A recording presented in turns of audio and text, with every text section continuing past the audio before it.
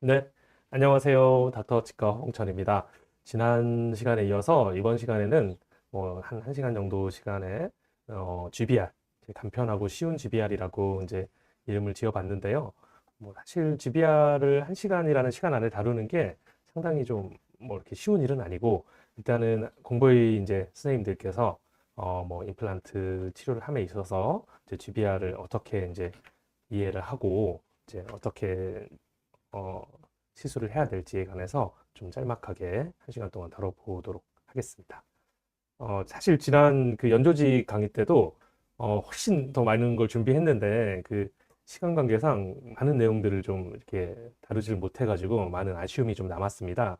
그래서 제가 줄인다고 줄였는데 워낙 연조직도 그렇고 GBR도 그렇고 그 내용 자체가 그 1시간이라는 시간에 다루는 게 좀 방대한 양이라서 조금 좀 빨리 넘어가거나 이번에는 좀 빨리 넘어가야 될 것 같더라고요. 좀 빨리 넘어가거나 아니면은 좀 자세하게 설명 못 드리는 부분은 미리 양해를 말씀을 구하고 싶고, 사실 저희 이제 정규 과정에서는 조금 더 심도 있고 좀 차근차근히 그런 부분들에 대해서 이제 말씀을 해드릴 수 있기 때문에 꼭 이제 공보이 코스만 뿐만 아니라 이제 이어지는 저희 정규 정규 코스도 많은 관심을 갖고 또 이렇게 또 청강을 해보시는 것도 좋을 것 같습니다.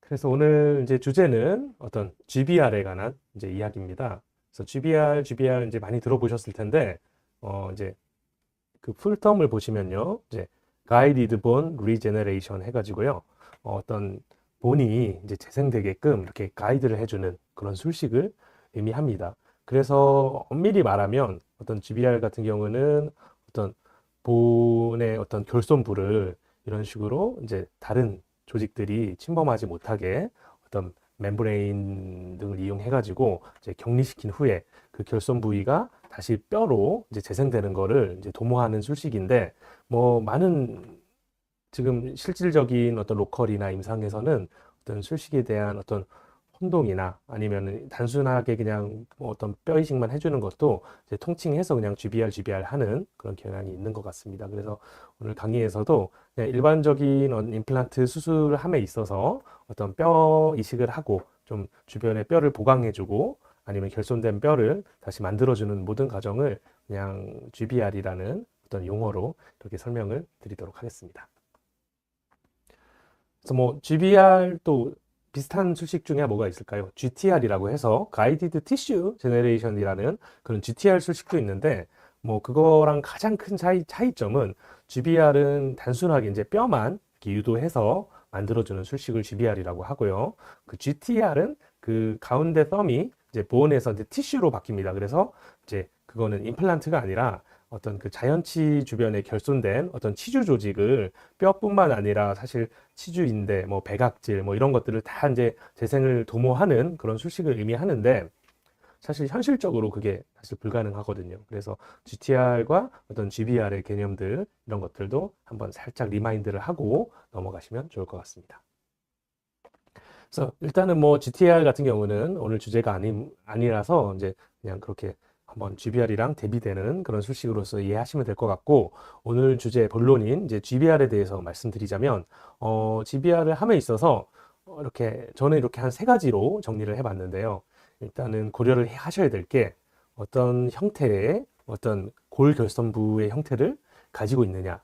이게 사실 GBR의 성패나 어떤 예후를 예측함에 있어서 굉장히 중요합니다. 어떤 술시 그래서 어떤 뼈가 이제 녹은 상은 어떤 형태로 녹아 있느냐에 따라서 잘 판단해서 어떤 식으로 접근해서 GBR을 할 것이냐를 결정하시는 게 굉장히 중요할 것이고요. 또 한 가지 또 고려를 하셔야 되는 거는 뭐 가장 기본적인 어떤 그 GBR을 우리가 술식을 시행함에 있어서 어떤 테크닉을 어떤 컨셉으로 테크닉을 이제 구현할 것이냐에 대한 그런 고민들이 또 있어야 될 거고요. 그리고 마지막으로 또 GBR은 그냥 단순하게 어떤 수식만으로 이어지는 게 아니라 그 뼈의 어떤 회복을 돕는 어떤 여러 가지 재료들을 사용해서 GBR 수식을 시행을 하시게 됩니다. 그래서 옆에 어떤 그림을 이렇게 보시면은 어, 단순하게 어떤 그 GBR을 이제 도해야 한 그런 그림이 이제 보이는데요. 이제 저런 형태의 어떤 골 결손이 있을 때 그거를 회복해 주기 위해서 다음과 같이 절개를 해서 플랩을 형성한 다음에 어떤 그 결손할 어떤 결손 아니 회복시켜야 될 그 결손부를 노출시키고 거기에 이제 뼈 이식 재료랑 그 멤브레인 등을 사용해서 이제 그 뼈 이식 그러니까 골 재생이 다시 이루어지게끔 다음과 같이 이제 수식을 시행한 다음에 이제 꼬매주는 모습이고요. 그 마지막으로 이제 뼈가 저렇게 이제 재생이 되는 그런 거를 단순하게 이제 GBR 과정을 도해화시킨 그런 그림이라고 할 수 있습니다. 그래서 이제 GBR은 단순하게 그냥 수식만으로 이루어진 건 아니고 어떤 골 결손부의 형태 그리고 어떤 술식 그리고 그다음에 그 재료 이 세 가지가 어떤 삼박자를 잘 이루었을 때 굉장히 예측 가능하고 성공적인 GBR을 이제 할 수 있을 것이다 이렇게 생각을 하시면 될 것 같습니다. 그래서 가장 먼저 이제 어떤 골 결손부에 따라서 어떤 GBR을 어떻게 고려를 해야 될지에 대해서 먼저 살펴보도록 하겠습니다. 네, 그래서 이런 그 어떤 골 결손에 대한 분류는 다음과 같이 예전부터 뭐 교과서에서도 이렇게 보셨겠지만 가장 오래되고 유명한 분류 중에 하나는 이 시버트 클래시피케이션입니다. 그래서 정상적으로 뼈가 안 녹은 상황에 비해서 어떤 그 수평적으로만 이제 뼈가 녹은 상황을 이제 클래스 1이라고 저렇게 정의를 하고요. 그리고 이제 수평적으로, 수직적으로 이제 뼈가 리치가 이제 녹아 있는 상황을 이제 클래스 2 그리고 수직으로 이제 뼈가 녹은 상황을 클래스 3로 이렇게 정의를 하고 있습니다. 그래서 아주 오랜 기간 동안 이제 많이 어떤 뭐 그 학술적으로 이렇게 이용돼 왔던 그런 클래시피케이션이라고 할 수 있고요. 또 이런 미야모토 클래시피케이션 같은 경우는 이제 다음과 같이 세 개의 어떤 타입으로 어떤 리치의 결손을 어떤 분류를 합니다. 그래서 수평적으로 이렇게 그리고 수직적으로 동시에 다 이렇게 뼈가 녹은 상황을 이제 을 먼저 분류하고 있고 그다음에 수평적으로만 그래서 보통 대부분의 경우는 이제 버칼본이 주로 녹게 되는데 그 버칼본이 이렇게 녹아 있는 상황 그리고 이제 발치를 하게 되면 필연적으로 그 루트가 있었던 자리에 빈 공간이 생기게 되는 거죠. 그래서 그런 그 빈 공간에 대한 결손을 이제 소켓 타입 이렇게 해가지고 세 가지로 이렇게 결손을 이제 분류를 하게 됩니다. 그래서 이런 어떤 결손부에 대한 분류를 정확하게 이제 이해하고 계시는 게 굉장히 임플란트 치료에 있어서 이제 중요하다고 할 수 있는데요. 그 이유는 이제 다음과 같습니다. 그래서 이렇게 보시면은 굉장히 다양한 형태의 어떤 잔존 그 골본의 리지의 단면이 이렇게 보이게 되는데 어느 상태에서 임플란트를 식립하시는 게 선생님들 생각에는 유리하실 거라고 생각하시나요?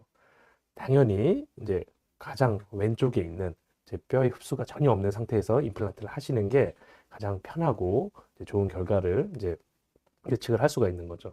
근데 불행하게도 우리가 이제 임상에서 만나는 그 뼈의 상태는 맨 왼쪽과 같은 경우는 거의 없습니다. 대부분은 어떠한 형태든 간에 어떤 뼈의 어떤 골결손을 가지고 있는 상태에서 우리는 임플란트를 식립을 해야 되는 그런 상황을 맞닥뜨리게 되는 거죠.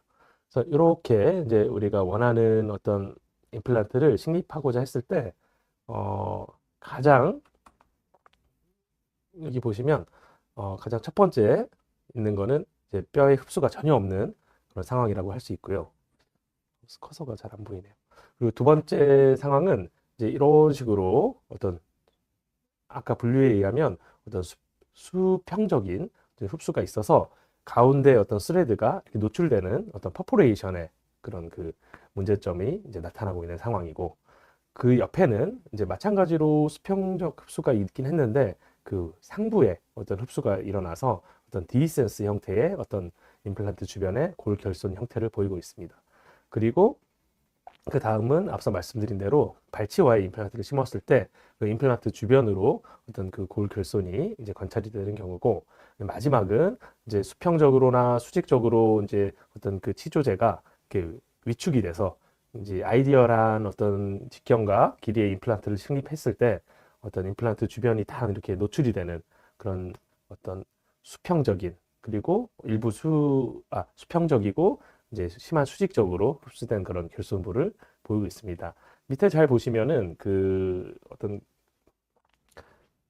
그 결선의 형태에 따라서 이제 색깔을 조금 달리 했는데요. 일반적으로 이런 퍼포레이션 형태의 어떤 결손, 그리고 발치와의 어떤 결손, 이런 형태는 상대적으로 좀 더 어떤 GBR의 그 결과가 이제 좀 예측이 가능하고 이제 조금 쉬운 방식으로 어떤 뼈 이식이 가능한 상황을 의미하고요. 어떤 디센스 디펙트나 이런 버티컬 디펙트는 훨씬 더 GBR의 성공을 해내기가 좀 까다로운 그런 형태다라고 이해를 하시면 됩니다. 그래서 맨 오른쪽에 이런 버티컬 디펙트에 있어서는 요거를 굳이 이걸 버티컬 어그멘테이션을 해서 다시 뼈를 회복시키고자 하는 노력들이 예전부터 많이 있어 왔는데요.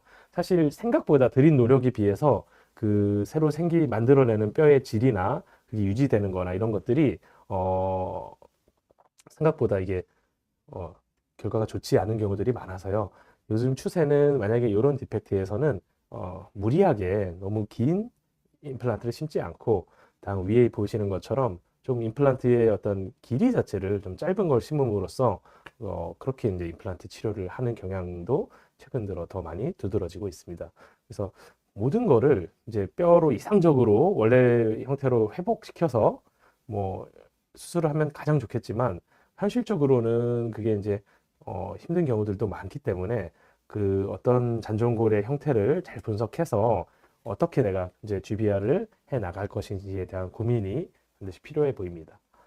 그래서 이 퍼포레이션이나 어떤 익스트랙션 소켓이 왜 어떤 GBR에 있어서 굉장히 유리한 형태는 뭐 단적으로 이렇게 그냥 직관적으로 보셔도 이제 느끼실 수가 있겠지만 결국에는 그 어떤 잔존 그 디펙트 부분에 이렇게 얼마나 여러 면에서 어떤 그 블러드 서플라이를 공급받을 수 있는지에 따라서 GBR의 어떤 예지성과 예우는 결정된다고 할 수 있습니다. 그래서 다음과 같이 어떤 그 이런 형태의 디펙트를 뭐 말 안장과 닮았다 그래가지고 말 안장을 이제 뒤집어 놓은 형태가 닮았죠. 그래서 새들 형태의 디펙트라고도 하는데 이런 경우에는 그 양옆면 그리고 그 아래면에서 이제 충분히 어떤 혈액 공급을 받을 수가 있습니다. 그래서 잔존 디펙트에 월이 많으면 많을수록 어떤 그 GBR의 어떤 성공은 굉장히 그러니까 쉽게 GBR을 성공시킬 수 있다. 이렇게 이해하시면 되고 그런 맥락에서 어떤 그 퍼포레이션 디펙트 그리고 이제 익스트랙션 소켓 같은 디펙트는 조금 많은 노력을 기울이지 않고서도 누구나 쉽게 좀 성공할 수 있는 그런 형태다라고 생각을 하시면 될 것 같습니다. 그래서 이제 디펙트에 관해서 간단하게 좀 알아봤고요. 그 다음으로 좀 고려를 해야 될 게 그냥 GBR을 뭐 이렇게 플랩을 열고 뼈를 이식하고 꼬매면 이렇게 할 수 있는 그런 단순한 술식은 아니기 때문에 그 GBR을 함에 있어서 어떤 술식으로 접근을 하고 또 어떤 것들을 고려를 해야 될지에 대해서 한번 짚어보도록 하겠습니다. 그거에 관해서는 그 홈레이 왕이라고 해서 이제 2006년에 굉장히 또 유명하신 분인데 임플란트 쪽에서 2006년에 다음과 같은 어떤 내용을 하게 됩니다. 소위 말해서 좀 GBR 좀 해보셨거나 이제 공부를 하신 분들은 뭐 너무나도 이제 익숙한 이름이죠. PASS, PASS라고도 하는데요. 요 4대 원칙을 이제 GBR을 성공하기 위해서는 꼭 준수를 해야 된다라는 이야기입니다. 그래서 PAS는 앞에 P, 그래서 primary closure를 의미하고요. A, angiogenesis, 결국 어떤 혈액 공급을 의미하고 S, 하나는 space maintenance, 이것도 GBR의 성공함에 있어서 그 이식제 혹은 디펙트의 그 공간을 딱 이제 다른 조직이 침범하지 못하도록 그 유지해 주는 거. 또 굉장히 중요하다고 할 수 있고 마지막 S는 wound stability. 어떤 우리가 그 GBR 한 부분이 어떤 안정적인 그 스테빌리티를 갖게 하는 거를 요 네 가지를 모두 고려해서 GBR을 시행해야 어떤 이렇게 GBR 한 다음에 어떤 예지성 있는 결과를 우리가 기대할 수 있다. 그래서 이 네 가지의 어떤 생물학적 원칙을 의미합니다.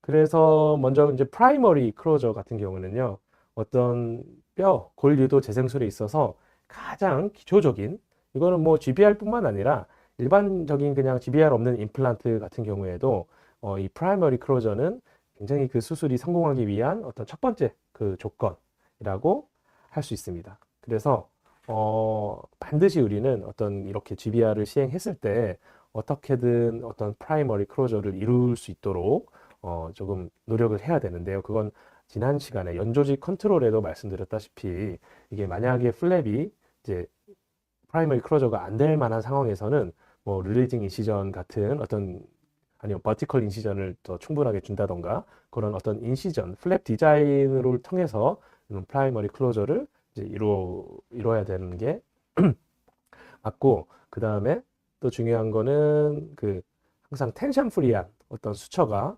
이루어져야 이 프라이머리 클로저를 제대로 이제 확보를 할 수가 있습니다. 조금이라도 그 플랩에 어떤 장력이 남아 있게 되면 꼬매질 때는 이게 꼬매지는데 이제 댁에 가셔서 지내시는 동안 계속 이 아래쪽으로 당겨지는 힘을 받거든요. 그러면 결국 GBR한 부위가 노출이 되는 거고 아니면 임플란트 식립한 부위가 노출이 되는 거고 그런 것들이 뭐 그렇다고 해서 무조건 다 실패하는 건 아니지만 어떤 실패할 수 있는 하나의 어떤 그 인자로 작용할 수 있기 때문에 그런 프라이머리 클로저를 적절하게 이렇게 만들어주는 게 가장 중요하다고 할 수 있습니다. 두 번째로 또 고려를 하셔야 되는 거는 그 안지오제네시스, 어떤 혈관화가 그러니까 혈액이 잘 들어올 수 있도록 그 환경을 만들어주는 그런 것들이 중요합니다. 그래서 그 안지오제네시스를 위해서는 두 가지를 이제 고려를 해야 되는데, 들어보신 선생님도 계시지 모르겠지만, GBR 할 때 특히 그 뼈에, 노출된 뼈의 표면이 이제 두꺼운 이제 하얀색의 코르티컬 본으로 있는 경우에서는 그 디코르티피케이션이라는 그 GBR 해야 될 사이트에 그런 과정을 꼭 반드시 시행을 해 주시는 게 유리합니다. 그 디코르티피케이션은 뭐 뒤에 이제 케이스 사진에서도 보여드리겠지만 이제 그 피질고를 그 뭐 라운드버나 아니면은 이니셜 드릴 같은 드릴로 이제 구멍을 이제 막 뚫어줘서 천공을 시켜주는 겁니다. 의도적으로. 그러면 안쪽에 있는 어떤 그 캔슬러스 본에서의 어떤 블러드 서플라이가 그 피질고를 지나서 어떤 그 우리가 이식제가 있는 부분까지 원활하게 혈액 공급을 해줄 수 있도록 이제 도와주게 되는 거죠. 또 한 가지는 지난번 시간이랑도 강조를 드렸지만 그 플랩을 디자인할 때 항상 베이스 부분을 이제 넓게 만들어줘서 거기서 이제 충분히 바깥쪽 플랩에서도 어떤 혈액이 공급될 수 있도록 해주는 그런 어떤 고려들이 또 필요할 것이라고 생각을 합니다. 그리고 세 번째로 이제 스페이스, 그 GBR 함에 있어서 그 공간을 잘 이제 만들어주는 거, 그 공간을 유지해주는 게 굉장히 중요하다고 할 수 있습니다. 그래서 반드시 아까 어떤 그 새들 형태의 디펙트에서는 어쩌면 그 남아있는 뼈의 형태가 이미 뼈 이식제를 이제 담을 수 있는 용기의 형태이기 때문에 그렇게 이제 뭐 스페이스가 유지되는데 크게 차질이 뭐 있진 않지만 뭐 이런 식으로 디센스 디펙트나 앞서 말씀드린 뭐 이렇게 버티컬 어그멘테이션을 해야 될 때는 그 이식제가 그 위치 뼈 이식을 한 위치에 그 딱 머물러 있는 게 아니라 흘러내리거나 쏟아져 내리게 됩니다. 그래서 적절하게 어떤 흡수성 멤브레인이나 뒤에 설명드릴 뭐 비흡수성 멤브레인들을 잘 이용해 가지고 우리가 이식해야 될 부분에 그 공간, 이식제가 담겨 있는 공간이 이게 치유가 다 될 때까지 흐트러지지 않도록 딱 유지를 해주는 게 굉장히 중요하다고 할 수 있습니다. 특히 GBR에 있어서는. 그래서 그런 부분들도 고려를 하셔야 될 거고요. 그리고 마지막으로 스테빌리티는 처음에 어떤 그 블로스 클롯이나 어떤 임플란트에 어떤 움직이지 않는 거, 이식제가 움직이지 않는 거, 이런 것들이 굉장히 그 임플란트나 GBR의 결과에 중요한 영향을 줄 수 있습니다. 그래서 그 항상 저번에도 짧게 설명드렸지만 뭐 호리존탈 매트리스 수처 같은 수처를 이용해서 단단하게 멤브레인을 고정시켜 준다던가 그다음에 최대한 그 임플란트가 이제 움직이지 않도록 정확하게 초기 고정을 어느 정도 초기 고정을 얻는다던가 하는 과정들이 어떤 스테빌리티에 기여를 하기 때문에 그런 것들도 이제 고려를 하셔야겠죠. 그래서 이런 것들을 종합해서 이제 GBR 할 때 우리가 이제 술식적으로 이제 좀 고려를 해야 될 부분들을 정리를 해보면 일단은 인시전, 지난번에 말씀드린 그 인시전 줄 때 항상 그 GBR을 해야 될 부분에 이제 인시전이 가게 돼 있으면 거기가 쉽게 벌어지게 됩니다. 그래서 뭐 링구얼라이즈드 된 약간 그 GBR을 해야 되는 부분에서 조금 벗어난 부분에 인시전을 주시는 게 유리하다고 할 수 있고, 그다음에 앞서 말씀드린 대로 이렇게 이제 뼈 이식제가 들어가게 되면 원래 플랩이 안 닫히거든요. 안쪽 볼륨이 증가해서. 그래서 항상 그 버티컬 인시전을 더 연장해주고, 그리고 릴리징 인시전을 통해 가지고 그 바깥쪽 플랩이 딸려 들어와서 이제 프라이머리 클로저를 잘 이룰 수 있도록 만들어주는 게 중요합니다. 그 다음에 그 안쪽에 있는 뼈를 확실하게 우리가 뼈를 만들어야 될 부분을 확실하게 노출시켜서 시행을 하는 게 굉장히 중요하고요. 뭐 반복되는 이야기지만 단단하고 그 다음에 텐션 프리한 그런 수처를 통해서 그 어떤 GBR한 부분에 어떤 스테빌리티를 증진시켜 주는 게 굉장히 중요하다고 할 수 있습니다. 그리고 뭐 이식제 같은 경우는 뭐 이렇게 까가지고 바로 쓰시는 것보다는 약간 그 이를테면은 멸균된 어떤 살라인에 잠깐 담궈뒀다가 소킹하는 의미죠. 담궈뒀다가 이제 이식제를 사용해 주시면 뭐 이식제 자체의 어떤 친수성도 이제 증가하면서 조금 더 이제 혈액들이 들어왔을 때 그런 반응성을 이제 좋게 만드는 그런 역할을 해줄 수 있는데, 그렇다고 해서 너무 오랜 기간 동안 또 담아두는 거는 그렇게 바람직하지 않다고 할 수 있고요. 이제 뼈를 사용하기 직전에 약간 살짝 셀라인에 담궜다가 이렇게 사용해 주시는 거는 확실히 그런 뭐 치수성 증대시키는데 또 도움이 된다고 할 수 있습니다. 그래서 기술적으로는 짧게 이렇게 또 한번 정리를 해봤고요. 또 이제 GBR 함에 있어서 이제 가장 또 많이 영향을 준다고 이렇게 생각할 수 있는 부분이 어떤 이식제를 사용해서 GBR을 하는 게 더 성공적일까라는 고민들을 하실 수가 있을 것 같아요. 근데 굉장히 또 흥미로운 실험이 한 가지 있습니다. 이게 보시면은 몇 년도인가요? 이게 97년에 그 다니엘 부저라고 또 이 GBR에 있어서 굉장히 또 선구적이고 또 굉장히 저명한 그 교수님께서 이제 개에다가 이제 실험을 한 건데요. 다음과 같이 이제 인위적으로 저런 디펙트를 만듭니다. 디펙트를 만들어 가지고 한쪽에는 이식제를 넣고 멤브레인을 이제 덮었고요. 한쪽에는 이식제를 넣지 않고 그냥 멤브레인만 덮었습니다. 그래서 그 결과를 한번 보자 하는 의미로 이런 실험이 진행됐는데, 결과가 어땠을 것 같으신가요? 선생님 생각에는? 그냥 얼핏 생각했을 때는 이렇게 디펙트 안에다가 이제 뭐 뼈 이식 재료를 가득 채워 넣은 게 뼈가 당연히 잘 되지 않았을까 이렇게 생각했는데, 한 4개월 뒤에 이제 멤브레인을 이제 걷어봤는데 의외로 아무것도 이제 뼈 이식 재료를 넣지 않고 그냥 멤브레인만 이렇게 딱 덮어준 상황에서도 굉장히 뼈가 잘 된 그런 결과를 이제 보고를 했었죠. 그래서 그거를 이제 조직 절편으로 만들어서 4개월 뒤에 그 뼈 이식을 안 한 부분에 이제 뼈를 관찰을 하게 되는데, 뭐 그냥 멤브레인으로 그냥 상피 조직이나 다른 조직이 들어오지만 못하게 해주면 이렇게 이제 지금 보시면 약간 새들 형태의 아까 말씀드린 그런 디펙트잖아요. 그런 디펙트에서는 충분히 그 안으로 블러드 서플라이를 공급받기 때문에 뭐 이식제 없이도 뼈가 잘 되더라, 이런 결과들이 이제 발표가 됐었습니다. 그래서 그러면은 굉장히 이제 약간 멘붕까지는 아니더라도 혼란에 빠질 수가 있는 거죠. 그러면 뼈 이식할 때 이 뼈 이식제가 꼭 필요한 것인가? 라는 고민을 할 수가 있는데요. 그거에 대해서 이제 한번 뼈 이식 재료들을 좀 정리하면서 좀 말씀을 드려보도록 하겠습니다. 근데 여기서 한 가지 캐치를 하셔야 되는 게, 이 얘기는 그 어떻게 보면은 어떤 뼈의 재생에 있어서 어떤 이식제가 가지는 역할이 꼭 절대적인 것만은 아니다라고는 이제 우리가 이해를 할 수가 있는 거죠. 그 어떤 공간만 잘 이렇게 유지되고 그리고 충분히 혈액 공급만 받는 환경이면, 그리고 그 리지 형태가 재생에 유리한 형태면 거기서도 얼마든지 뼈는 만들어질 수 있구나, 이렇게 이해를 하시면 될 것 같습니다. 그럼 과연 이식제는, 그리고 그래프트 메터리얼은 왜 우리가 GBR에 있어서 그토록 또 강조가 되고 사용을 하고 있는지에 대해서 또 한번 정리를 해보도록 하겠습니다. 그래서 GBR 할 때 사용되는 어떤 재료들은 크게 나눠서 두 가지입니다. 그래서 일단은 이식제, 직접적으로 그 결손부를 채우게 되는 가루 형태로 된 형태가 가장 많은데, 요새는 뭐 콜라겐이랑도 이제 섞여가지고 뭐 조작성이나 어떤 그런 것들을 좀 증진시킨 그런 제품들도 많이 나오고 있지만, 기본적으로 가루 형태의 어떤 이식제가 있을 수 있고요.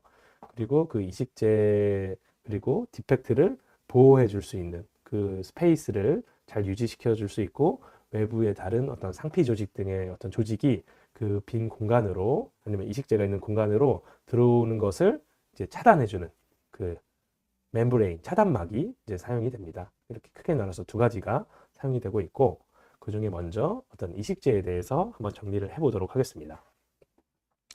아까도 말씀드렸다시피 이제 대부분의 이식제는 다음과 같이 이제 가루 형태로 이제 제품화돼서 나오고 있고요. 가장 뭐 여러 가지 어떤 기능을 한다고 하지만, 가장 의미 있는 어떤 기능은 사실은 어떤 이식제 자체가 뼈가 되는 게 아닙니다. 이식제는 뼈가 되는 게 아니라, 그러니까 뼈가 될 수 있도록 어떤 구조적인 지지를 해주는 게 가장 그 제품화된 뼈의 가장 중요한 기능 중에 하나라고 이해를 하시면 됩니다. 그래서 그 혈관이 들어와서 걔가 다시 뭐 오세오블라스트랑 해가지고 오세오사이트를 만드는 그 과정까지 어떤 그 구조적 지지를 도와주는 역할을 어떤 이식제가 하고 있구나, 이렇게 이해를 하시는 게 좋을 것 같습니다. 그래서 뭐 이런 거는 치주 시간이든 외과 시간이든 많이 이제 외우고 들어보셨을 거예요. 그 어떤 GBR에 있어서 사용할 수 있는 이식제는 다음과 같이 이제 네 가지의 어떤 종류의 뼈로 구성이 되어 있습니다. 분류를 할 수가 있는데요. 가장 먼저 오토제너스본은 자가골을 의미합니다. 그래서 결국 자기 몸 어딘가에 있는 뼈를 채취를 해서 그거를 뼈 이식제로 사용을 하는 거죠. 그래서 자기 뼈를 자기 몸에 쓰는 거기 때문에 어떤 뭐 항원 항체 반응 같은 면역 반응도 없을 뿐더러 뭐 그 결국은 자기 뼈가 재료가 되는 거라서 굉장히 많은 장점들을 가지고 있습니다. 그리고 그 다음으로 또 이제 분류를 해보면 알로본이 있겠죠. 알로본 같은 경우는 동종골이라고도 하는데요. 그러니까 사람 뼈를 의미합니다. 자기의 뼈는 아니지만 어떤 대부분의 경우 이제 사체, 어떤 기증받은 사체에서 이제 뼈만 채취해가지고 그걸 이제 처리해서 제품화해서 만들어서 쓰는 게 동종골입니다. 그리고 제노본 같은 경우는 이제 이종골이라고도 하는데요. 이거는 사람이 아닌 거죠. 사람이 아닌 다른 생명체, 제일 많이 사용되는 뭐 소, 아니면 뭐 돼지, 뭐 말 같은 이런 짐승의 뼈를 잘 가공을 해가지고 뼈 이식 재료로 활용할 수 있도록 하는 뼈를 의미합니다. 그리고 마지막으로 합성본은, 이거는 어떤 생명체에서 채취한 게 아니라 공장에서 어떤 재료들을 가공하고 조합해서 이식제로 활용될 수 있게끔 만드는 뼈를 합성골이라고 합니다. 그래서 이 재료들은 어떤 뼈를 만듦에 있어서 다음과 같은 세 가지의 어떤 뼈를 만들어내는, 아니면 만드는 거를 돕는 그런 역할들을 해주게 하는데요. 일단은 첫 번째로 특징 중에 하나는 오스테오제네시스라고 해서 스스로 그냥 골을 만들 수 있는, 그 재료 자체가 스스로 골을 만들 수 있는 능력을 오스테오제네시스라고 합니다. 그리고 오스테오 인덕션 같은 경우는 그 재료 자체가 스스로 뼈는 못 만들지만 옆에 있는 다른 것들로 하여금 뼈를 형성하게 해주는 그런 역할을 우리는 오스테오 인덕션이라고 합니다. 그리고 마지막으로 오스테오 컨덕션 같은 경우는 뼈를 형성하는 능력은 없습니다. 단지 어떤 스카폴드, 그 어떤 공간에 얘가 구조적인 지지만을 이렇게 다리만 놔주고 나머지는 혈액이 들어와서 이제 뼈가 만들어지게끔 하는 그런 오스테오 컨덕션까지, 이렇게 세 가지의 어떤 뼈를 만드는 기능들을 각각의 재료들은 가지고 있는데요.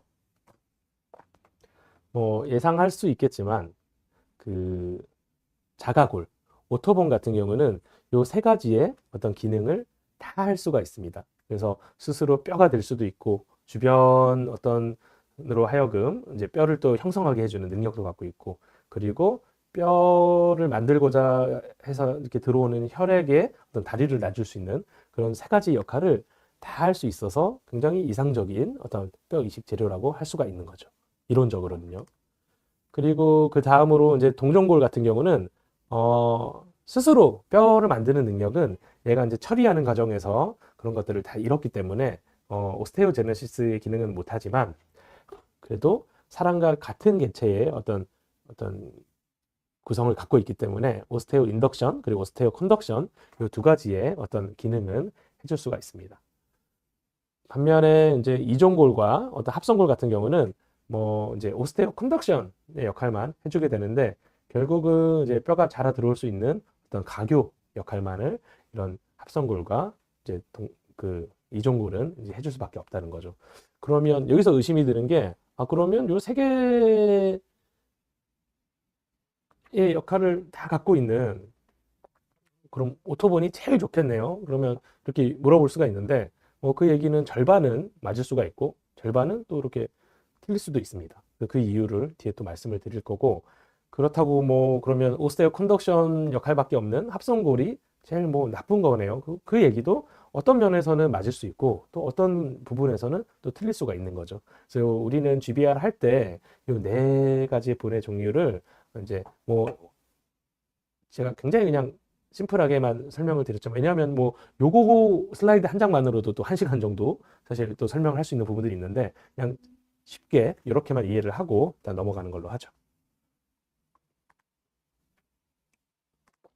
그래서 이제 먼저 자가골에 대해서 말씀드릴 텐데 뭐 구강 내에서 이제 떼는 경우들이 가장 많고 예전에는 이제 블락본 그래프트라고 해가지고 이렇게 이제 어떤 블럭 형태의 뼈를 뭐 레이무스에서 떼기도 하고 뭐 이렇게 힙본에서 떼가지고 위치를 또 이식을 하기도 하고 막 전신마취해서 그런 어떤 시도들 그런 수식들을 오히려 한 2, 30년 전에는 굉장히 많이 시도를 했습니다. 근데 결과적으로 지금 이렇게 블럭본 그래프트를 하는 치과나 대학병원에서도 그런 시도들이 이제 거의 없어졌는데요. 그 이유는 어떤 들인 노력 그리고 어떤 자가골을 떼면서 어떤 또 그 약간 트라우마틱한 걸 감수하면서까지 얻는 이득이 그렇게 많지 않았다는 얘기인 거죠.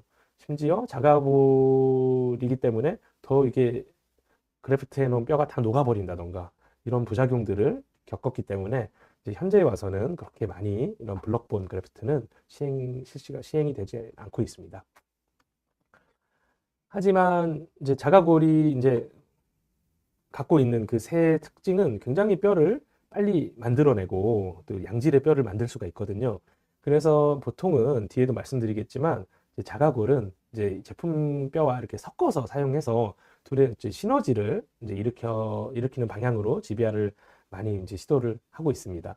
그래서 이런 본 런저 같은 기구를 이용하면은 우리가 수술하기 위해서 이제 뼈를 열었을 때 뭐 임플란트 식립에 대세 지장을 안 주는 부분의 뼈를 약간 이게 손톱깎이처럼 이렇게 또각또각 이렇게 채취를 할 수가 있거든요. 그래서 이렇게 채취를 해서 이런 식으로 자가골을 획득해서 그거를 뭐 단독으로 쓰든지 아니면은 다른 본이랑 섞어서 쓰든지 하는 형태로 사용을 많이 하고 있고요. 그리고 또 네오바이오텍에서 이제 ACM이라는 이런 그 컨트롤 앵글에 껴가지고 사용할 수 있는 그런 드릴을 개발을 했습니다. 그래서 뭐 이렇게 버칼 쉘프 같이 굉장히 코르티칼 본이 두껍고 그다음에 뭐 안전한 그 부위에서 뭐 임플란트 수술할 때 조금만 더 이렇게 절개해서 열면 쉽게 노출을 시킬 수 있잖아요. 그런 데서 이런 ACM 드릴을 이용해서 굉장히 양질의 다량의 어떤 자가골을 이렇게 채취를 할 수 있게끔 도와주는 그런 기능을 합니다. 그래서 이런 식으로 ACM을 활용해서도 자가골을 얻을 수가 있다. 제일 장점은 이제 자가골을 많이 얻을 수 있는 장점과 그다음에 저쪽은 저렇게 좀 이렇게 채취를 해도 그렇게 뭐 힐링되면서 많이 아파하지 않으시거든요. 그래서 좀 트라우마가 적은 장점. 그리고 이제 어쨌거나 경영하는 측면에서 제품으로 된 본을 사용하면 그게 어떤 그 재료비가 나간다는 건데 이런 거는 재료비 없이 환자분 본인의 뼈를 활용해가지고 뼈이식 재료를 만들어서 뼈이식을 해줄 수 있다는 점에서 그런 ACM의 장점이 굉장히 부각이 되지 않나 그렇게 생각을 합니다. 그래서 뭐 이런 케이스들에서 보시면 이게 이제 임플란트를 심었을 때 어떤 그 디센스가 예상이 되는 상황이었죠. 이 바깥쪽 본이 많이 녹아가지고 이 자리에 임플란트를 심으면 뼈가 다 노출이 될 겁니다. 그래서 미리 이제 이런 식으로 ACM으로 버칼 쪽의 두꺼운 뼈에 어떤 그 자가골을 채취를 해 놓은 상황이고요. 아까 말씀드렸죠. 그 디코르티피케이션이라고 해서 이렇게 두꺼운 피질골은 이쪽에 GBR을 한다고 생각했을 때 블러드 서플라이가 거의 안 되거든요. 그래서 여기를 이제 이니셜 드릴로 뚫어줘서 다음과 같이 이제 이렇게 구멍을 만들어주면은 거기로 이제 피가 이렇게 혈액 공급이 잘 되게 됩니다. 그래서 이런 식으로 디콜티피케이션을 한 모습도 함께 확인을 하실 수가 있죠. 그래서 ACM으로 이렇게 뼈를 채취해서 이렇게 임플란트를 식립을 했고요. 보시면은 예상과 마찬가지로 이렇게 스레드가 한 5개 정도 노출이 되어 있는 상황입니다. 그래서 여기를 이제 자가골, 채취한 자가골로 이렇게 덮고, 뒤에 말씀드리겠지만 이런 티타늄 메쉬를 이용해서 이렇게 바깥쪽 스페이스를 잘 유지될 수 있도록 이렇게 GBR을 마무리를 한 모습이죠. 그리고 이제 한 4개월 정도 지나서 2차 수술을 하기 위해서 이제 딱 열어봤는데, 뭐 그래도 아까 5개 정도 노출된 거에 비해서는 굉장히 뼈가 많이 만들어진 걸 볼 수가 있습니다. 근데 아쉽게도 하나, 두 개의 이제 스레드는 이렇게 노출이 돼서 추가적인 이제 뼈 이식이 2차 수술 때도 좀 필요한 상황이 나타났는데요. 이게 어떻게 보면은 자가골만 단독으로 뼈 이식을 했을 때 나타날 수 있는 가장 큰 문제점이라고 할 수 있습니다. 그건 바로 이제 어떤 예측이 좀 힘든, 그리고 이게 자기 뼈기 때문에 아무리 여기를 두껍게 이식을 해줬다 하더라도 힐링되고 뼈가 되는 과정에서 일부는 불가피하게 녹아버리는 그런 결과들을 이제 만나고 싶지 않지만 만나게 되는 거죠. 그래서 이런 자가골만 단독으로 사용했을 때 생기는 문제점들을 보완하기 위해서 소위 말해서 이제 그 아까 자가골과 이제 제품화된 뼈를 섞어주는 여러 가지 테크닉들이 이제 소개가 되어 왔고요. 그중 가장 유명한 거를 하나 또 말씀드리자면 그 샌드위치 본 어그멘테이션 테크닉이라고 해서 이런 식으로 굉장히 광범위하게 임플란트에 어떤 디센스 디펙트가 있는 상황에서 아까처럼 그냥 자가골만 이식했을 때는 어떻게 걔가 녹을지 우리가 예측하지 못하는 그런 단점을 가지고 있습니다. 그런 상황에서 먼저 픽스처의 스레드 표면에는 뼈가 잘 될 수 있도록 어느 정도의 자가골을 채취해서 여기를 먼저 덮어주고요. 그 바깥쪽을 이제 그 어떤 본이 힐링될 동안 그 어떤 그 가교로서 또 본이 만들어질 수 있는 가교로서 튼튼하게 유지할 수 있는, 여기서는 아마 이제 이종고를 사용을 했었던 걸로 기억하는데요. 이렇게 두 가지의 본을 섞어서 씀으로써 서로의 가진 어떤 그 장점을 이제 극대화시키는 방식으로 특히 광범위한 GBR에서는 그런 식으로 많이 사용을 하고 있습니다. 결과적으로 굉장히 뭐 이상적으로 뼈가 잘 되어 있는 것을 보실 수가 있고, CT상에서도 바깥쪽 뼈가 하나도 없었는데 그게 굉장히 잘 형성이 돼서 유지가 되고 있는 모습이고, 방사선학적으로도 이제 본이 잘 된 거를 조직학적으로도 본이 잘 된 거를 관찰할 수가 있죠. 그래서 하나 여기서 생각하실 거는 이제 GBR을 할 때 자가골은 너무너무 좋지만 웬만하면은 자가골 단독으로 쓰는 거는 피해 주시는 게 좋고, 어떤 제품화된 그런 뼈랑 섞어서 혹은 레이어를 줘서 이렇게 GBR을 하시게 되면 조금 더 좋은 결과를 기대할 수 있지 않을까, 이렇게 생각을 하시면 됩니다.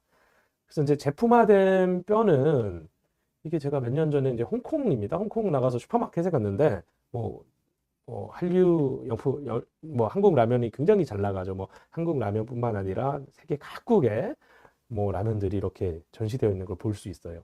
이와 마찬가지로 그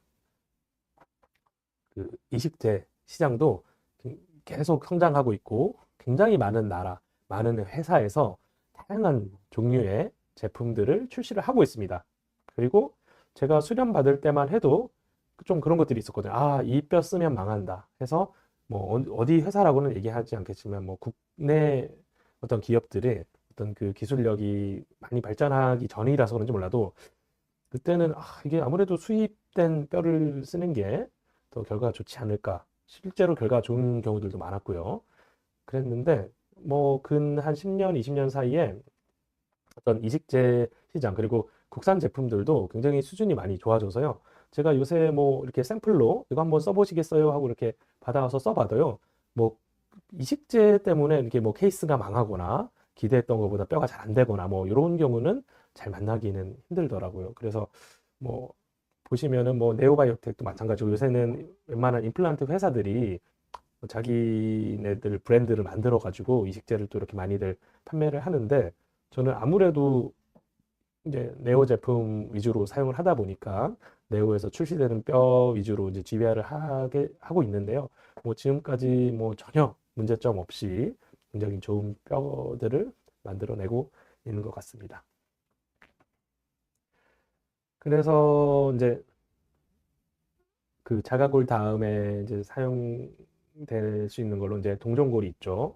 그래서 뭐 리제노스, 뭐 슈오스 해서 뭐 회사마다 다 있다고 보시면 되고 뭐 외국까지 합치면 수많은 어떤 동종골 회사들이 제품을 판매하고 있고 이제 동종골 뭐 FDBA 아니면 DFDBA 형태로 판매를 하는데 주로 저는 요새 이제 FDBA 분을 사용을 하고 있고요. 특히 좀 FDBA 같은 경우는 저 같은 경우에는 그 아까 뭐 이렇게 발집 아니면은 그 퍼포레이션 디펙트처럼 조금 유리한 형태의 어떤 디펙트에서 사용하게 되면 그 멤브레인 없이 사용하셔도 굉장히 뼈가 잘 되는 거를 관찰을 많이 해왔습니다. 그래서 뭐 그런 상황에서는 이런 식으로 이제 동종골을 이용해서 이제 뼈 이식을 해주시면 좋을 것 같고요. 그래서 방금 말씀드린 것처럼 여기 이제 발치를 하고 이런 디펙트를 이제 채워줘야 되는 상황에서는 이제 임플란트를 바로 심고 그 주변에 이제 소켓 자리에 있는 디펙트들은 이제 뭐 이렇게 동전골을 이용해 가지고 뼈 이식을 해주고 뭐 필요에 따라서는 뭐 원칙적으로는 이렇게 멤브레인을 써주는 게 이제 아이디어하지만 뭐 그 디펙트의 범위가 작으면 조금 오버필링 해주면서 그냥 뭐 멤브레인을 생략해도 굉장히 좋은 결과들을 이제 확인을 하실 수가 있고요. 그리고 이렇게 멤브레인 쓰셨을 때는 어떤 그 멤브레인과 그래프트 매터리얼의 어떤 스테빌리티를 증진시키기 위해서 지난번 말씀드린 대로 저렇게 호리존털 매트리스처럼 먼저 해주고 나머지 부분들을 꼬매주시면 굉장히 좋은 결과를 기대할 수 있고 그 뒤로 뭐 한 3년쯤 지난 파노라마 사진인데요. 주변으로 뼈가 굉장히 잘 만들어진 거를 확인하실 수가 있습니다. 그래서 저 같은 경우는 이거는 사실 많은 연자분들마다 그 선호하시는 어떤 조합이나 스타일들이 다른데 제 경험에 의하면 그냥 이런 좀 스몰 디펙트 그다음에 소켓 디펙트에는 그 동종골을 활용하셔서 이제 뼈 이식을 해주시게 되면 뭐 적어도 이렇게 뭐 실망할 일은 거의 없지 않을까 이렇게 생각을 합니다. 그 다음으로 굉장히 또 많이 사용되는 게 이제 제노그래프 이종골인데 이종골은 일단은 동종골은 어느 정도 가격대가 있거든요. 근데 이게 평균적으로 봤을 때 이종골은 그 동종골보다는 조금 비용이 아무래도 이제 어떤 가축의 뼈를 이용해서 만드는 거기 때문에 저렴하지만 그렇다고 해서 다 싼 건 아닙니다. 사실 이식제 중에 가장 또 페이퍼가 많이 나와 있고 비싼 이식제 중에 하나가 이 바이오스거든요. 이거는 굉장히 뭐 오랜 기간 동안 검증이 된 재료라고 할 수 있는데 사실 현실적으로 이제 어떤 클리닉에서는 적극적으로 바이오스만을 이용해서 GBR 하는 거는 뭐 GBR을 뭐 한 50만 원, 100만 원 이렇게 받을 게 아니면 조금 현실적으로는 어려움이 있습니다. 물론 굉장히 좋은 재료고 뭐 바이오스뿐만 아니라 다른 저희가 사용하는 뭐 다른 요새 새로 나오거나 아니면 뭐 인토스 같은 다른 이종골도 충분히 좋은 결과들을 보여주고 있습니다. 그래서 이런 이종골 같은 경우는요, 저 같은 경우는 조금 더 이렇게 적극적으로 뭐 디센스 디펙트나 버티컬 어그멘테이션에 좀 적극적으로 이제 GBR을 해야 될 때 좀 많이 활용을 하고 있고 뭐 이종골 단독으로보다는 이제 좀 자가골이랑 채취해가지고 섞어서 쓰는 것도 굉장히 즐겨서 그렇게 사용을 하고 있습니다. 그래서 뭐 굉장히 많은 뭐 뼈 이식 영역에서 한 부분을 차지한다고 할 수 있고요. 뭐 물론 바이오스뿐만 아니라 최근에는 그 미국산인데 인터오스라고 해서 거기 것도 많이 사용을 해보고 있는데 굉장히 결과들이 좋더라고요. 그것뿐만 아니라 또 최근에 뭐 또 여기저기서 하나씩 들어온 국산 이종골들을 사용해 보면 생각보다 뭐 좋은 결과들을 보이는 것 같습니다. 또 국산 이종골 중에 좀 특이하게 이렇게 S1이라고 해서 이게 약간 콜라겐이랑 좀 섞여 있는 뼈거든요. 그래서 예전에는 이렇게 리지에다가 이제 위에 뼈를 이렇게 이식을 하려고 할 때 이렇게 흘러내리는 조작성이 좀 불편한 게 없지 않아 있었는데 이제 S1 같은 경우는 이렇게 잘 섞어서 이렇게 딱 이렇게 조물조물 이렇게 반죽을 하면 그 내가 원하는 형태로 딱 뼈가 이렇게 잡히는 모양이 잡히는 그런 조작성을 극대화시킨 그런 어떤 이종골이라고 할 수 있습니다. 그래서 뭐 한동안 저도 몇 번 사용해 봤는데 굉장히 편하게 뭐 했던 것 같고요. 근데 뭐 지금은 그렇게 많이는 쓰고 있지는 않습니다. 뭐 충분히 이렇게 조작성이 조금 불리하더라도 그냥 기존에 쓰던 뼈로도 뼈를 잘 만들어낼 수 있기 때문에 뭐 지금 보시면은 이제 발측하면서 이렇게 S1 이용해가지고 뼈 이식을 해준 거고, 마찬가지로 여기 스레드 하나 정도 노출돼서 2차 수술하면서 그냥 이런 경우에는 저는 이제 동종골 이용해가지고 추가 뼈 이식해서 이제 2차 수술을 마무리하고 그런 식으로 활용을 하고 있습니다. 그리고 마지막은 이제 합성골인데요. 합성골 같은 경우는 아까도 말씀드렸다시피 이건 인체나 생체에서 채취된 뼈가 아니라 이제 공장에서 어떤 재료들을 조합하거나 섞어서 만들어내는 뼈를 의미합니다.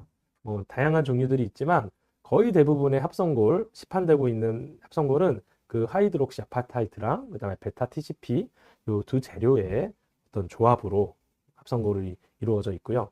뭐 제품마다 그 비율은 뭐 3대 7, 4대 6, 뭐 5대 5 이런 식으로 이렇게 제품을 출시를 하게 되는데, 예전에는 하이드록시 아파타이트의 어떤 비중이 높았습니다. 한 70%에서 80% 정도의 어떤 비중을 갖고 있었던 거에 반해서 최근에는 어떤 베타 TCP 비중이 높아져서 뭐 6대 4나 뭐 5대 5까지도 이런 제품들이 출시를 하고 있습니다. 그래서 이런 합성골 같은 경우는 제일 장점 두 개를 꼽자면 일단 가격이 싸고요. 가격이 싸고 또 한 가지는 나머지 이제 자가골을 제외한 이종골과 동종골은 어떤 면역학적 이슈들이 있습니다. 아무리 그걸 멸균과 그 방사선학적 뭐 이런 라디올로직한 처리를 했다 그래도 거기 굉장히 작은 어떤 면역 인자들이 남아 있어서 뭐 면역병을 일으킨다던가 아니면은 뭐 이식 부작용을 일으킨다거나 하는 어떤 그런 것들이 나타날 수가 있는데, 합성골은 그런 면역 작용을 전혀 일으키지 않기 때문에 뭐 그런 거에 있어서 이제 좀 자유롭다. 그래서 뭐 요새는 어떤 합성골 자체가 또 이제 어떤 그 스카폴드 역할을 굉장히 충실히 오랫동안 안 녹고 이렇게 해줄 수가 있거든요. 그래서 뭐 이종골이나 동종골이랑 합성골을 섞어가지고 GBR을 하는 원장님들도 많이 계십니다. 그래서 합성골 저희 같은 경우는 원래 이 DM본이라고 해서 이렇게 오랫동안 굉장히 좋은 예우를 가지면서 이렇게 사용을 해왔다는 합성골인데, 이게 어떻게 보면 원재료가 어디 산호에서 이렇게 채취를 한다 그럽니다. 근데 그 원재료 채취가 좀 힘들어져서 아마 이제 단종이 된다는. 그래서 저희 병원에 한 200박스 정도 이렇게 200상자를 좀 사놨거든요. 남은 재고를. 다 쓰면 이제 또 어떤 합성고를 써야 될지 좀 고민이 되긴 하는데, 저희는 이제 이 DM본을 좀, 가장 많이 활용해서 GBR을 좀 하고 있습니다. 그리고 이런 이제 또 특이하게 어떤 뼈 이식제, 특히 이제 합성골에다가 이렇게 어떤 그 성장 인자, 그로스 팩터, 대표적으로 RHBMP2 같은 경우는 뼈를 만드는데 굉장히 기여를 하는 어떤 그 성장 인자로 잘 알려져 있죠. 그래서 이런 성장 인자가 그 합성골에 이렇게 묻어 있어서 뼈의 어떤 그 GBR에 되는 속도와 그 질을 이제 상승시킨다라는 개념으로 이렇게 BMP 본들이 이제 시중에 또 출시가 되어 있습니다. 이거 같은 경우는 이제 BMP를 쓰면 어떤 게 좋아요? 제가 이제 뭐 석사 논문도 이제 BMP 쪽으로 쓰긴 했는데, 아무래도 뼈가 기존의 어떤 일반 뼈만 사용했을 때보다 속도가 굉장히 빨리 뼈가 이제 만들어지는 걸, 뭐 저도 이게 제가 2년차 때 케이스인데요. 바깥쪽에 이제 디센스 디펙트가 이렇게 있을 때 BMP 볼을 이렇게 그냥 얹어주고 그냥 흡수성 멤브레인만 덮고 한 2달인가 3달 뒤에 열었는데 굉장히 단단하게 뼈가 잘 돼 있는 거를 저도 확인을 했거든요. 그래서 뭐 잘 활용하면 어떤 그 GBR의 촉진제로서 어떤 이런 본들을 활용하실 수는 있겠지만, 이게 또 항상 예측 가능하다는 게 중요한데, 예측이 불가능한 상황들이 BMP 본을 쓰면 나타나기도 합니다. 왜냐하면 BMP라는 그 어떤 그로스 팩터가 단순하게 이제 오스테오 블라스틱 액션만 갖고 있는 게 아니라 결국은 그게 오스테오 클라스틱 어떤 액션도 가지고 있거든요. 그래서 어떤 경우에서는 그 뼈가 그냥 싹 녹아버리는 그런 결과들도 보고가 되고 있기 때문에, 뭐 제가 이제 개원가에 나와서는 적극적으로 그렇게 활용을 하고 있지는 않습니다. 하지만 이런 뼈가 있다는 거는 알고 계시면 되고, 그게 잘 컨트롤되는 뼈면 사용하시면 굉장히 치료 기간을 단축시키면서 좋은 뼈를 얻을 수 있는 그런 재료라고 생각을 합니다. 그래서 이식제는 한 요 정도까지 이제 정리를 해서 말씀을 드려봤고요. 그 다음으로 이제 이식제와 그 디펙트를 이제 잘 보호해주는 역할을 해줄 수 있는 어떤 멤브레인에 대해서 또 간략하게 정리를 해보겠습니다. 멤브레인 같은 경우는 이제 흡수성 그리고 비흡수성 멤브레인으로 이렇게 분류를 하실 수가 있는데, 먼저 뭐 가장 흔하게 사용되는 멤브레인으로 흡수성, 콜라겐 흡수성 멤브레인이 있죠.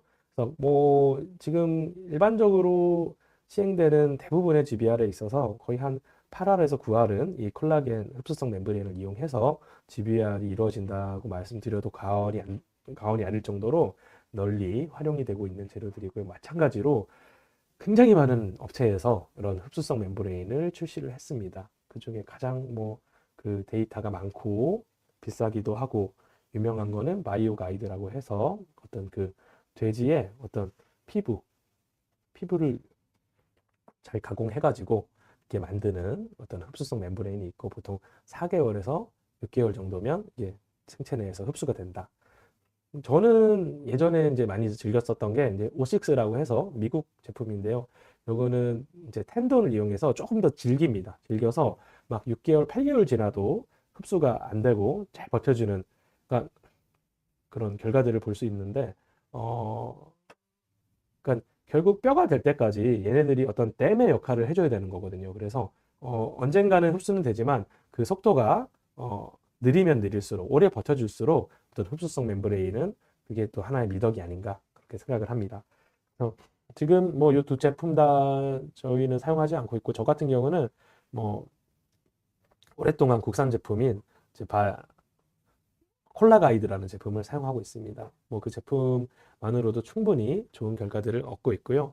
그래서 뭐 멤브레인 그 제품들이 워낙 많기 때문에 이제 뭐 또 이렇게 시덱스 같은 데 가셔서 이렇게 하나씩 조작도 해보시고, 대부분 근데 이게 본인이 결정하는 상황보다는 뭐 페이했던 병원에서 쓰는 걸 그대로 쓰는 경우들, 아니면 뭐 선배가 추천한 브랜드를 그대로 쓰는 경우들이 상당히 많은데, 이식제도 그렇고 그 어떤 그 가이드도 그렇고 그렇게 그 멤브레인도 그렇고, 그런데 그거는 뭐 한번 본인이 한번 조작해 보시고 그 결과나 취향을 한번 맞춰서 이렇게 준비를 하시면 되지 않을까 싶습니다. 네. 그리고 이제 흡수성 멤브레인만으로는 어떤 그 스페이스나 스테빌리티를 온전하게 확보를 못 해주는 경우들이 있기 때문에, 그런 경우에는 어떤 이 티타늄이라는 재료가 이제 강화된 형태의 어떤 그 멤브레인을, 비흡수성 멤브레인을 사용을 해주셔야 되는 거죠. 그래서 이런 비흡수성 멤브레인은 어떤 공간을 유지해주는 능력 하나는 확실합니다.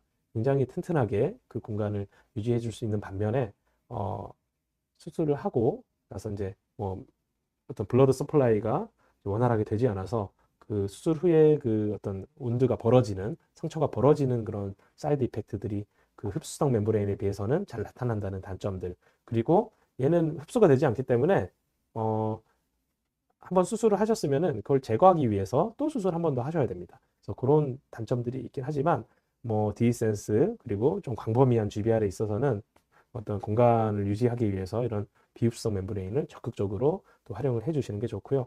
아마 뭐 초보 단계에서는 사실 막 적극적으로 쓰라고는 권해드리고 싶지는 않습니다. 하지만 어느 정도 이제 GBR에 대한 이해와 경험이 쌓이면 이런 비흡수성 멤브레인을 활용해서 GBR을 하시게 됐을 때 굉장히 좋은 결과들을 만날 수가 있게 됩니다.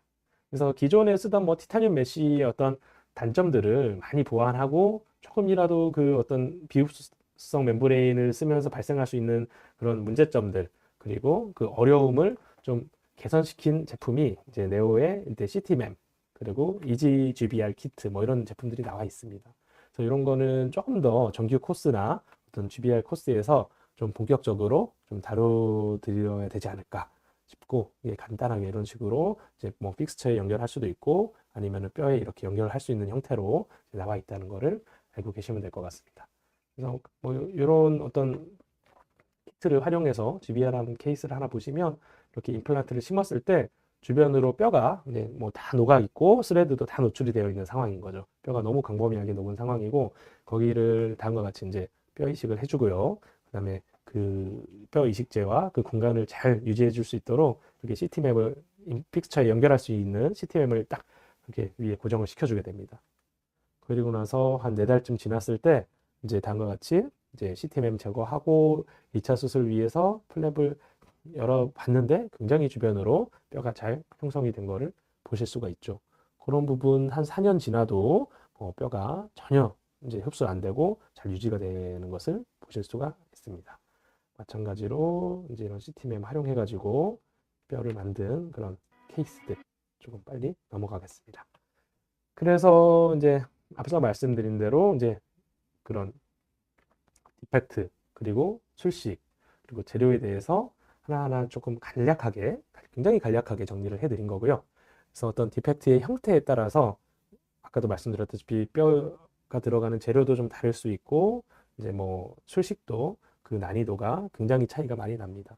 그래서 작은 디펙트 그리고 셀프 컨테인 되는 약간 그 뭐랄까요 이렇게 이식제가 담길 수 있는 형태의 그런 디펙트에서는 그게 대표적으로 발치와가 그렇겠죠. 굉장히 손쉽게 어떤 뼈 이식을 성공시킬 수 있습니다. 한 가지 정도 케이스만 확인해 보시면 임상적으로 이런 케이스들은 굉장히 거의 항상 임플란트를 하다 보면 만날 수밖에 없는 케이스인데요. 발치를 하고 그 발치와가 완전히 다 힐링이 안 돼서 아직 그 안에는 유가 조직으로 이제 이렇게 차 있는 그런 상태에서 이제 임플란트를 식립을 하게 된 케이스고요. 임플란트를 식립하고 그 빈 공간은 그냥 단순하게 이제 동종골로 이렇게 이제 주변을 채워만 주게 되면 그 이후에 2차 수술하고 장기적으로 사용함에 있어서도 그 주변의 뼈는 굉장히 성공적으로 잘 만들어지는 그런 것들을 쉽게 확인을 하실 수가 있을 겁니다. 반면에 이제 아까 말씀드렸지만 이제 좀 광범위하게 지배를 해야 될 때나 아니면 이제 열려 있을 때, 그러니까 그 이식제가 담겨져 있을 만한 그런 뼈의 디펙트 형태가 아닐 때는 요거를 담을 수 있는 형태로 우리가 공간을 유지해주기 위해서 여러 가지 노력을 기울여야 되는데요. 그 중에 제일 어려운 게 아예 다 이제 치유가 끝나버린 립지에 뭐 버티컬로 이렇게 올려야 될 때는 굉장히 그건 예후를 예측하기가 어렵고 결과가 심지어 뼈가 된다 그래도 잘 녹는 경우들도 많고요. 그래서 제가 GBR을 계속하면서 드는 생각이 우리가 어떻게든 임플란트 주변을 좋은 환경의 뼈로 만들어주기 위해서 노력을 기울이지만 그 한계는 어느 정도는 명확히 있고 결국 그 환자분들 그 호스트 팩터 그니까 본인의 DNA를 거스르면서까지 어떤 뼈를 만드는 거는 그게 굉장히 좀 힘든 부분이 아닌가 불가능한 영역이 아닌가 그렇게 생각을 하게 됩니다. 그래서 대표적으로 이렇게 좀 큰 디펙트에서 어떻게 GBR을 하는지에 대해서 뭐 케이스 하나 정도만 이렇게 소개를 해드린다면 굉장히 이런 어떤 디센스 디펙트도 굉장히 흔하다고 할 수 있거든요. 그냥 항상 발치를 하고 그때 발치된 어떤 무치약 부분을 좀 오랜 기간 방치하게 되면 불가피하게 어떤 그 릿지는 버칼에서부터 뼈가 녹으면서 수축을 하게 됩니다.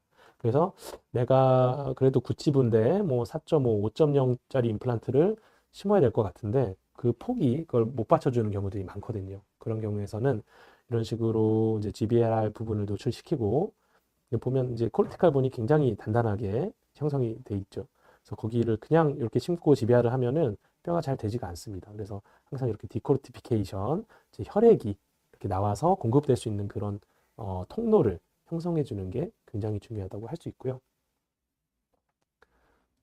여기서도 제 기억에는 아마 이게 보바인, 뭐 인터오스 같은 어떤 보바인 본이랑 그다음에 자가골 조금 채취해가지고 섞어서 주변을 이렇게 채워준 모습입니다.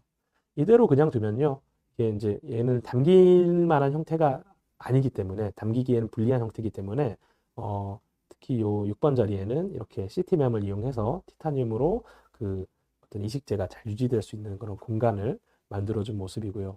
그 바깥쪽에 뭐 이런 거는 나중에 조금 심도 있게 GBR을 얘기할 때 또 설명드리겠지만 어떤 소프트 티슈의 데미지도 줄이고 어떤 수루 컴플리케이션을 최소화시키기 위해서 바깥쪽에 콜라겐 가이드나 아니면 콜라겐 테이프 같은 재료를 그 멤브레인 바깥쪽에 덧대주면은 그런 역할들을 해낼 수 있거든요. 그래서 이렇게 덧대준 모습이고 한 4개월 정도 흘렀을 때 다시 리엔트리 하면서 멤브레인은 제거하고 보시면 굉장히 바깥쪽에 훌륭하게 뼈가 좀 이렇게 형성이 된 걸 보실 수가 있습니다. 그대로 2차 수술하고 보철까지 마무리한 케이스로 이쪽 이제 오른쪽 아래인데 뭐 그 후로도 한 뭐 5년 넘게 굉장히 잘 유지되면서 사용을 하고 있는 그런 모습입니다. 그래서 지난 시간에 제가 느꼈던 어떤 그 교훈들이 있어요. 이게 너무 또 이 공보의 선생님들 강의에 또 많은 것들을 말씀드리고자 하면 사실 집중력도 떨어질 뿐더러 또 이 온라인 강의 특성상 또 사실 틀어놓고 안 들으시는 원장님들, 선생님들도 많이 계실 텐데 그래도 요 세 가지 GBR 함에 있어서 요 세 가지만은 반드시 좀 기억하면서 GBR을 접근하고 공부를 시작하시면 좋지 않을까 생각이 듭니다. 그래서 앞서 강조드린 대로 어떤 그 디펙트의 형태, 어떤 디펙트에다가 내가 뼈를 만들어야 되느냐. 그래서 디펙트의 형태를 분석하는 게 가장 중요한 부분 중에 하나다. 그리고 테크닉적으로는 그 PASS, 그거 하나만이라도 일단은 기억하시면, 절반 이상은 GBR은 성공하실 수 있다고 생각합니다. 절반 이상은 이미 성공했다고 보시면 됩니다. 그래서 PASS 원칙을 지켜가면서 거기에 맞는 플랫 디자인을 하고 이식제를 선택해서 수술을 하시면 될 것 같고요. 이식제 같은 경우도 이게 물론 이식제 없이도 뼈는 만들 수 있지만 그 이식제 자체가 뼈가 되는 게 아니라 어떤 재료든 그 피가 다시 이제 흘러 그 주변을 감싸서 뼈가 만들 수 있도록 도와주는 역할이 굉장히 중요하다. 그래서 결국 스페이스나 어떤 그 스테이빌리티에 가장 기여를 할 수 있는 게 어떤 그 그래프트 매터리얼과 멤브레인 같은 그런 재료들이 GBR에 있어서는 필수적이다라는 거를 이해하고 계시면 일단은 GBR을 아직 경험이 많지 않으시더라도 어떤 첫 술은 굉장히 이제 잘 뜨면서 시작하는 게 아닌가 그렇게 생각을 해봅니다. 그래서 지난번 강의랑 이제 오늘 강의까지 한번 이렇게 정리를 해보면 결국 소프트 티슈 매니지먼트는 임플란트 주변에 장기적으로 좀 잘 쓸 수 있게 좀 튼튼하고 건강한 잇몸을 만들어주는 데 있어서 꼭 고려를 해야 되는 부분들이고요. 그다음에 GBR 같은 경우는 결국은 그 픽스처 자체는 그 알베올라 본에 그 본에 직접적으로 오세오 인테그레이션 되면서 고정이 되는 형태이기 때문에 임플란트 주변에 양질의 본이 이제 이렇게 잡아주고 있는 형태가 그 두 가지 모두 임플란트 장기적인 예우를 결정함에 있어서 굉장히 중요하다고 생각을 합니다. 그거를 잘 만들어주기 위해서는 결국에는 적절하게 임플란트 수술할 때 어떤 인시전 디자인, 플랩 디자인을 하고 필요 없으면 정말 펀치 테크닉으로도 이렇게 수술을 하시면 되고 그걸 잘 꼬매줘야 될 거고요. 그래서 결국 그렇게 하는 이유는 주변에 이제 건강한 어떤 각화된 그런 치은을 확보해주기 위한 그런 고민들이 반드시 있어야겠다. 이렇게 정리될 수 있고요. 그다음에 어떤 주변에 임플란트 주변에 뼈가 부족한 상황에서는 어떻게 부족한지, 그래서 어떤 테크닉으로 내가 어떻게 이거를 GBR을 해줄지에 대한 고민들까지 포함해서 어떤 플랩 디자인 그리고 임플란트 치료 계획에 이런 것들이 종합적으로 이제 고려가 돼야 되지 않을까 그렇게 생각을 합니다. 그래서 사실 한 2시간 강의에 이 소프트 티슈, 연조직과 그 하드 티슈, 경조직을 모두 마스터할 수 있을 정도로 말씀을 드리는 거는 제가 해보니까 3년째 보니까 거의 불가능하다고 생각이 들고요.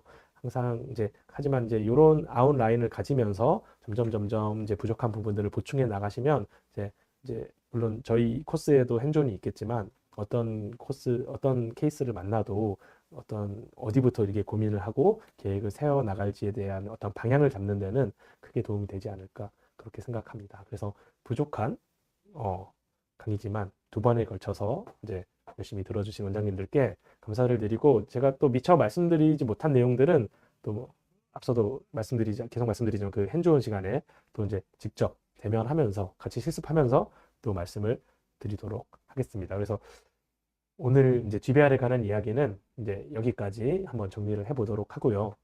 또 다음 시간에는 이제 요새 많은 또 원장님들이 사용하시는 그 디지털 가이드에 관한 이야기를 또 1시간 정도 정리를 해서 말씀을 드리고자 합니다. 그래서 긴 시간 동안 또 저녁 시간에 이렇게 경청해 주셔서 진심으로 감사드리고, 혹시라도 이제 뭐 단톡방에 막 이렇게 질문 올리는 게 부담스러우시면은 그 카톡방에 제가 들어가 있고 저를 이제 친구 추가를 해 주셔서 그다음에 저한테 이렇게 질문을 개인적으로 하시면 제가 또 제가 아는 한 성심성의껏 또 답을 드리도록 하겠습니다. 그래서 오늘 강의는 여기까지 마치도록 하고요. 다음에 5강 때 이제 디지털 가이드 강의로 한 번 더 찾아뵙도록 하겠습니다. 감사합니다.